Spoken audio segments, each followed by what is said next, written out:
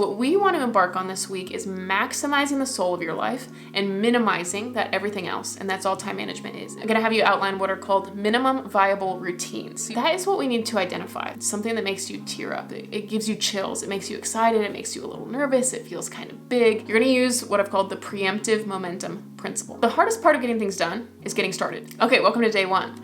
So as we embark on this journey of finding life fulfillment and fulfilling our purpose, which is really what time management is all about at the heart of it, is finding fulfillment, making intentional choices. I want to start by giving us some of that peace right at the beginning. Some of that feeling of fulfillment and contentment right away, right at day one. So day one, I'm having you implement what is called a nirvana day. So I want you to do this today. It works best if you do it on a day when you don't have work, depending on when you're watching this, but you could do it on a work day as well. Nirvana just means a state of complete happiness where you're in an ideal state. This idea came to me when I had moved to the city and I was just feeling like, compared to the country, there was just so much noise, so much stimulation. I was feeling like time was moving faster here than it actually was moving in the country because of the fast pace. And I was just wondering, how can I get the culture of what I love from San Francisco while the peace and the contentment and the calm that you experience in the country? And as I thought back, I was reminded of my grandpa's house, who lives on so many acres in the country. It's so still, it's so quiet. He doesn't have a cell phone, doesn't have a TV, doesn't have internet. A lot of times the lights are off and you can just hear nature all the time. And I thought, how can I replicate that in the city? So I implemented what is called this Nirvana day. It's kind of a no noise day. And it's loosely speaking, basically a no electricity day. So a lot of times people will talk about how going on your phone is detrimental. And even when I've had no phone days, I didn't have this feeling of calm fully. So I decided to turn all the lights off, no music, no podcasts. I don't use things with electricity. Like if I had a car, I probably wouldn't use a car on these days. I still allow like cooking or like the fridge or things, basic needs. But there is such a feeling of calm. And I also read that before the light bulb was invented, people got on average 11 hours of sleep per night. And I have totally found that to be true. I'm like winding down with the skies winding down, and you can really just hear yourself think. Yesterday I did this and I ended up biking to the library, and then I sat in the park and read a book, and then I felt like tinkering around on the piano, so I tinkered around on the piano, and then I read more of the book. It makes you feel like time is slowing down. I'm so serious. It is the best strategy. If you feel overwhelmed, time feels like it moves so slow and everything is so still. It's really magical. I highly recommend it. So for the first day, that's what I want you to do. Have a little modified, no noise Nirvana day. Now that we're at a good foundation and it levels you out and your emotions are at a good spot, we can actually go about being the curator of our time in a more honest way. So that's what we're gonna do in day two. Hello, welcome to day two. So in day two, we're gonna do a little bit of a time audit and some mood mapping. When I think about the heart of time management, all that it is making intentional choices in align with our values and our priorities, so that we can ultimately fulfill our purpose and our potential. So a lot of times the advice might be, okay, you should do some time tracking. For the next week, go ahead and track how you spend your time. But whatever gets measured gets improved. So by definition, it's not going to be quite accurate to how we've truly been spending our time once you go forward, which if you would like to be more productive, time tracking is great if you want to do that for the next week. But what I'm recommending is I want you to look back at the previous week so we can be a little less biased. And I want you to take the 24 hours and to the best of your memory, if you need to like jog your memory with friends or a spouse, or to the best of your memory, fill in everything that you did, time block everything that you did, because our time always gets 100% filled up, whether you're sleeping or on your phone. You are by definition doing something all the time. So we've been filling our time up 100%. The question is, what have we been filling it up with? And once you do that, what I want you to do is take some markers, colored pencils, colored pens, whatever they are, and I want you to color code it based on what emotion each of those things brought you. So if you want to pull up like an emotion wheel, if you want to get specific words, assign a color to each emotion. So for you, happiness or different variations of happiness represent orange maybe. Go through and all the things that were really bringing you happiness and bringing the soul of you alive, highlight those things in orange. But then if you get to something that really drains you, maybe you could color code it gray. And generally speaking, as you outline the things that you did in the last week, you're going to see that there's generally two camps of things. There's the things that are what I would call the soul of your life, things that are bringing you genuine happiness, time with people, your favorite hobbies. There's things that are making you bloom. And there's things that are maybe you have to do, you feel like you should do, or for whatever reason, that's the everything else. And so what we want to embark on this week is maximizing the soul of your life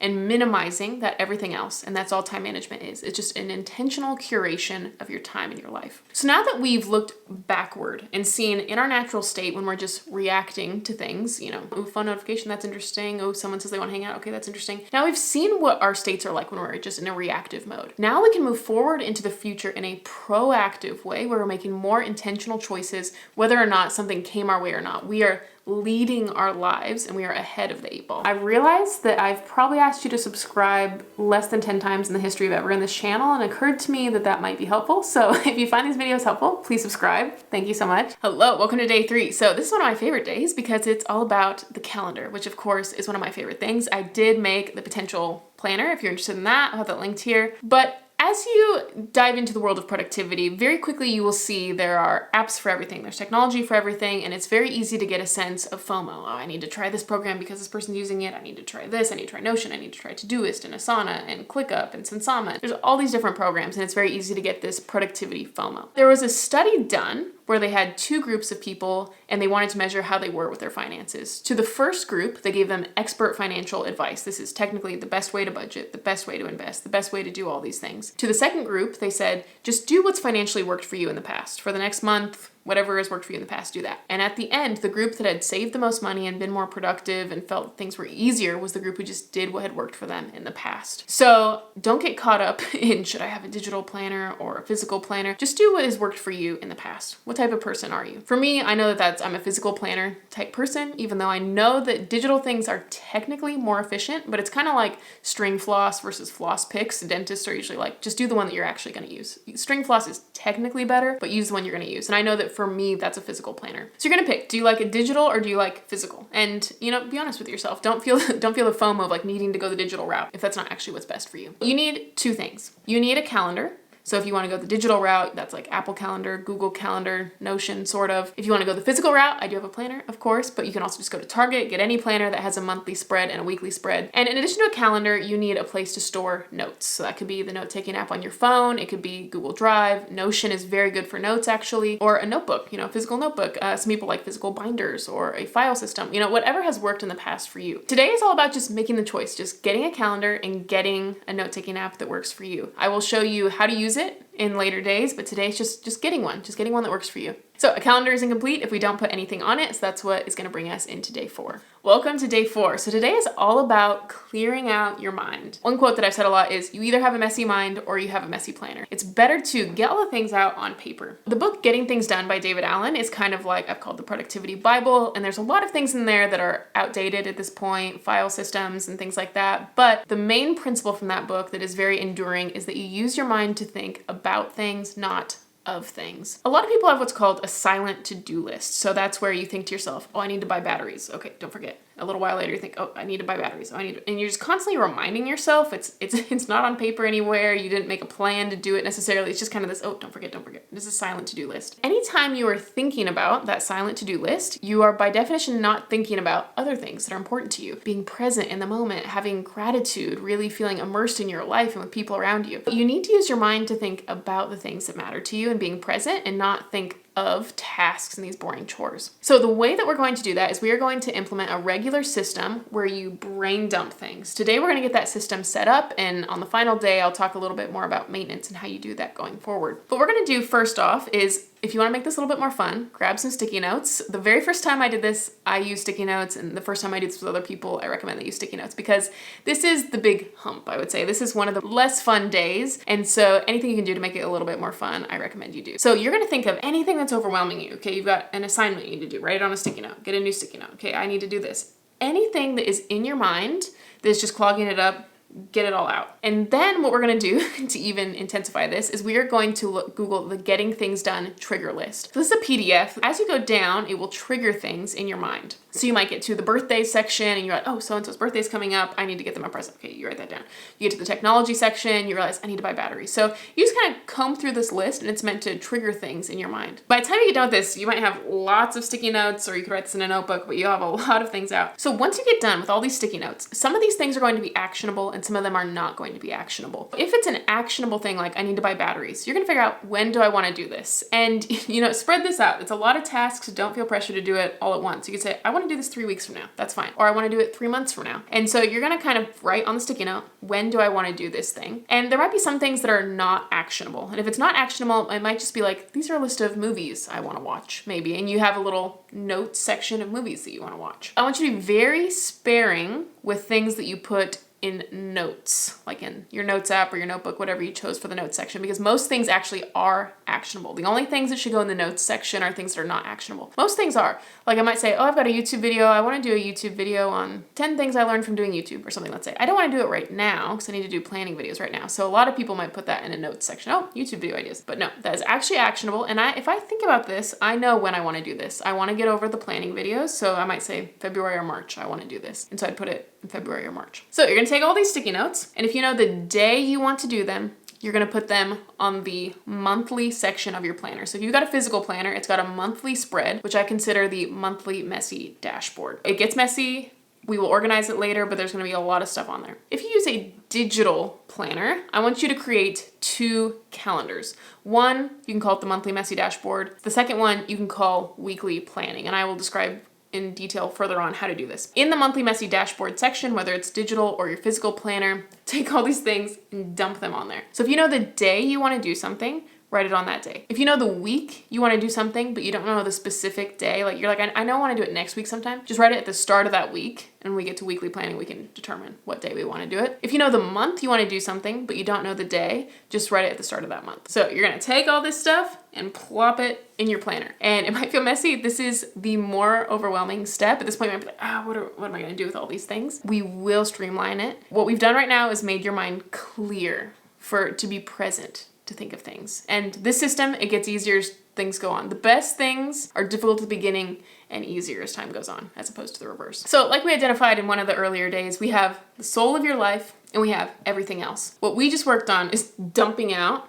the everything else. And what we are going to do tomorrow is we are going to work on curating these things a little bit more in particular. Hello, welcome to day 5. So today we're going to work on maximizing the soul of your life and minimizing everything else. The first step in doing that is we need to identify what those things are. You may have heard of the pickle jar theory, which basically says that if you've got an empty jar and you want to fill it with rocks and sand and water, the way to get the most to fit in there is not to fill it all up with water first. Then there wouldn't be any room for rocks without it spilling over. You need to fill it in with rocks first, then sand, and then water. And the rocks represent your biggest priorities. Sand is kind of medium priorities, and water is things that are not really a priority to you at all. When you're planning, you need to plan in the biggest things first. What this analogy presumes is that people know what the big rocks are. And I think a lot of people don't know what their priorities are right now. One thing is that it's okay for your priorities to change. You know, we've got priorities for the next couple months, and in the next few months, they might be a little different. So it's okay. They're not permanent, fixed, set priorities. But what we want to do is we need to determine what the big rocks are for you, actually. So let's start with the soul of your life. Now, the soul of your life consists of a few things. One thing that it consists of is a meaningful project, a meaningful creative project. I love the quote that it's not about the pursuit of happiness, but the happiness of pursuit. It gives us purpose. It feels like we're expanding and reaching our potential. So some creative project, and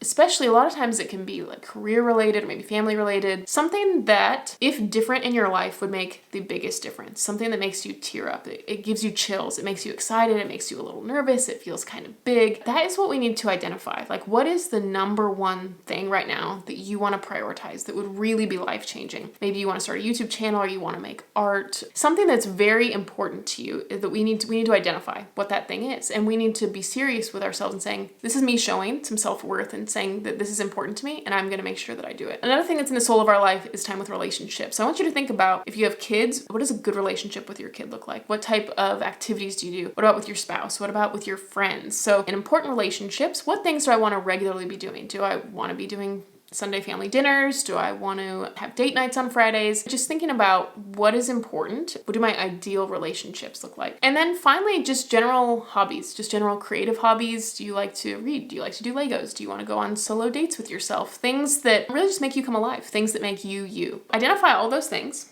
And now we're going to get into identifying the everything else. I'm going to have you outline what are called minimum viable routines. So you might have heard of the phrase minimum viable product, but this is basically just, we have these routines that we have to do. We have to do cooking and cleaning and just this boring stuff. Those are examples for me. If cooking, for example, or any of these routines that I mentioned is something that is part of the soul of your life, then by all means maximize it away. But we are going to identify minimum viable routines. So minimum meaning what's the laziest, low effort way that I can put in hardly any work that would still be viable. So for example, if cooking is not part of the soul of your life right now, maybe in the future it will be something that's more important to you, but you'd say, what's the laziest I can possibly be while this still being viable, while I'm still healthy? You do not want to get into decline. So if you're getting into decline, it's no longer viable, and you get to determine what viable means to you. This prioritization is really us saying to ourselves that I cannot be at peak performance at everything at all times. I cannot do everything all at once. And the sooner we just kind of reckon with that and we get rid of the guilt and we get rid of the shame and say, I cannot do everything perfectly, peak performance all the time. So that means some things are going to be on the chopping block. What are those things going to be?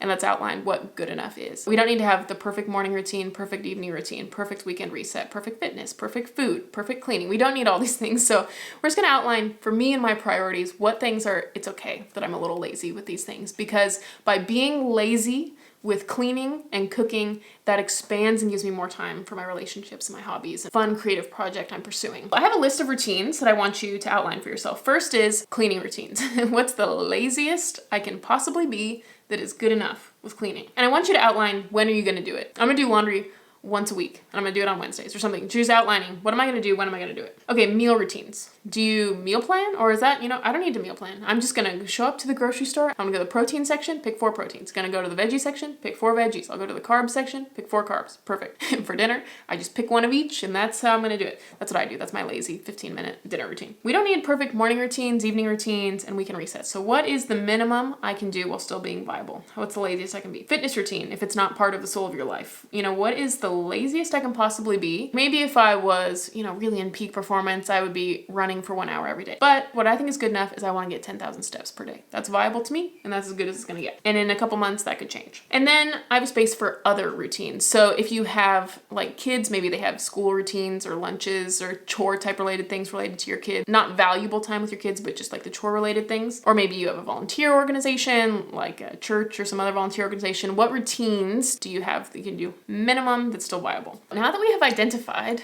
what things fall into the soul of your life and what things fall into everything else, and especially these minimum viable routines, we are now going to look and investigate even deeper into the soul of your life and how are we going to actually make that happen. Welcome to day 6, where we are talking about and diving deeper into the soul of your life. This is what all of the work has been really leading up to and culminating in. So I have a metaphor when it comes to goal setting or you're reaching this big pursuit. Some goals are like a small hill. They're relatively small goals, like you want to drink more water, let's say. And if you have a small goal, you really only need 2 things. You need the goal, the intention to do it, and you need a habit of doing it every day. So in the case of like if you're climbing a small hill, you just need to have the goal, I want to get to the top of the hill, and then you need the habit of just taking the steps. In 15 minutes, you'll be there. And drinking water is like that. You have the intention to drink more water, you have the habit of drinking more water, boom, you're there. But some goals are not like climbing a small hill, they're like climbing Mount Everest. If you were climbing Mount Everest, it would be stupid to think I just need to have the intention to climb Mount Everest and I'm just gonna have the habit of showing up every day. I don't need anything else. When it comes to big creative projects, what you need is a system and a plan of checkpoints. You need to be able to say, I'm climbing 1,000 feet today, and then I'm at this base camp. 1,000 feet this day, and then I'm at this base camp. So you know when you can stop, so that when you're tired and you're sweaty and you've been climbing, you can say, I only need to make it 50 more feet, and then I'm done for the day. As you may have heard stories about climbing Mount Everest, things clearly do go wrong and you get off track, but you need the plan and you need the checkpoints anyways, a flexible plan so that they can help you get up the mountain. So what we're gonna create for you is a system. You do need the goal of saying, okay, I wanna start a YouTube channel. I wanna be a YouTuber. And you need the habit of sitting down every day and doing the work. But more importantly, you need a plan and a system so that you know, this is when I'm done today. This is when good enough is good enough, so that you don't get into a perfectionistic spiral. If you're outlining a video, I mean, you can just outline and outline and outline and outline, and it's like, when is it done? When is it good enough? And you need a way to know that. In the planner that I made, it has that whole mountain metaphor runs through the whole thing, and it walks you down from quarterly goals to monthly goals. In this video, just this 7-day plan, I wanted to start simple and create a weekly 5 to strive system. 5 to strive is a concept that I think I originally heard from Rachel Hollis years ago, and it's basically outlining 5 hours a week to make strides on your big goals. When I used to be a teacher and I wanted to start YouTube, I spent 1 hour every morning before going to work teaching from 6 to 7 a.m. at a coffee shop, making strides on this thing. And you don't have to do it at that time, but I do recommend that you experiment with what time works. Maybe you try 6 p.m. the first week and then you try 6 a.m. the next week. What I found with coaching my clients is a lot of times the first idea that people have with when they're going to work on it doesn't tend to be the best idea. Just experiment, try different things and see what works best for you. So we're going to outline this week, get a little bit of a weekly routine going. So we can say, what is my goal? Where am I sleeping at this base camp? What is the big base camp by the end of the week? And what are the base camps each day this week? So maybe you say, I want to have one YouTube video out this week. So you want to make a plan. Okay, Monday, I'm going to script the video. Tuesday, I'm going to film the video. Wednesday, I'm going to rough edit. Thursday, I'll final edit. And then Friday, I will title and thumbnail that video. So that when you sit down and you have the habit of sitting down to do your work, you know, this is what I'm doing today. You need to always know this is what I'm doing before you sit down. And there is usually probably one task in there that is more difficult than the rest, just emotionally, to get over that hump. So for me, it's filming. The filming day is the most difficult day. So when you get to a day that you know there might be a little resistance, it might be a little difficult, this is what you're gonna do. You're gonna use what I've called the preemptive momentum principle. So the hardest part of getting things done is getting started. That object in rest stays at rest and object in motion wants to stay in motion. So we need to give ourselves the illusion that we never stopped. So what you do is, instead of me sitting down, okay, Tuesday morning, oh, I gotta film, gotta set up all my stuff, gotta get started, gotta get ready, What I do is on Monday night, I would set up the camera, set up the lights, set up the outfit so that I'm already started. So it gives myself the illusion on Tuesday morning, I don't have to be an object at rest getting in motion. I'm already in motion and I can already get going. And as you go up the mountain, what I want you to remember is, although Mount Everest is huge and it's monumentally important, it's your creative work, you feel like you're fulfilling your purpose, and it is so important. It's 10 out of 10 importance in your life. What is not so important